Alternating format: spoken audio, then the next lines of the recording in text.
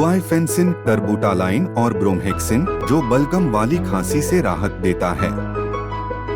गुआइफेंसिन एक एक्सपेक्टोरेंट है जो बलगम, कफ की चिपचिपाहट को कम करता है और श्वास नली से इसे बाहर निकालने में मदद करता है। टर्बुटालाइन ब्रोंकोडायलेटर होता है। यह वायुमार्गों में मांसपेशियों को आराम देकर और वायुमार्गों को विस्तृत करके काम करता है।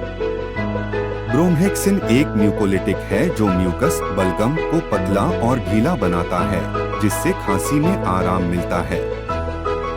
साथ में वे सांस लेना आसान कर देते हैं। मिलता है। साथ में वे सांस लेना आसान कर देते हैं।